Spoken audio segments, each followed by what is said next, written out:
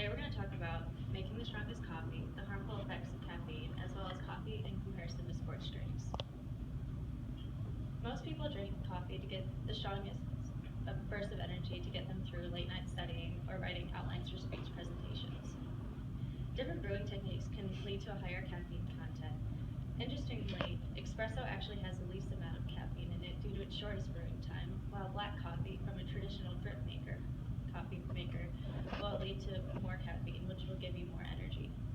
Additional cream and sugar can lead to increased calories and fat in different lattes and espresso drinks. Deathwish coffee has 2 times the amount of caffeine and flavor in it than any other coffee and is the strongest coffee in the world, according to Mike Brown of Deathwish Coffee Company. Most people would argue, especially college students, that any time is the best time to drink coffee. Scientists disagree. It is actually proven that to drink coffee and get the most effects, you should drink it between 9:30 and 11:30 a.m. or an hour after you get up. So if you get up earlier, I suggest drinking it earlier.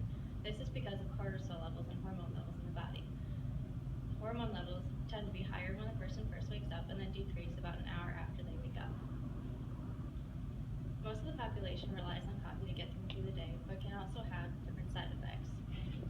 One is too much coffee. According to Christine Cherney, Medline Plus considers 10 cups a day excessive, but recommends no more than 3 a day to prevent side effects. If you drink more than 3 cups of coffee a day, you can develop a tolerance to the amount of caffeine, and therefore you can suffer from a caffeine withdrawal. The sample population includes college students who spend, again, late nights studying and writing speech presentations. Monica So says, if I don't drink coffee, I feel very unaware and sluggish. Coffee immediately perks me up and gives me the energy to get through the day. It makes me a nicer person too. In addition, WebMD says that caffeine is a safe ingredient because it's a stimulant of the brain. The side effects are actually often caused by caffeine withdrawal. These symptoms can include headache, sleepiness, irritability, lethargy, and insomnia, according to caffeineinformer.com. These symptoms can last up to a few days, but can be shortened. In addition, it also takes 6 hours for the body to get rid of half of the amount of caffeine in a coffee. So if you drink more than 1 cup of coffee, it's going to take longer for the effects to wear off. Lydia Sade of Gallup.com says that 64% of Americans drink at least 1 cup of coffee per day. I know I drink way more than that. 2 to 3 cups of coffee can also be beneficial because they decrease the risk of diabetes, gallstones, Parkinson's disease, and liver disease. There's also been an increase of coffee consumption in the last few years because of an increase in home coffee makers, including your Keurig that you make coffee every morning and also coffee sold at local gas stations.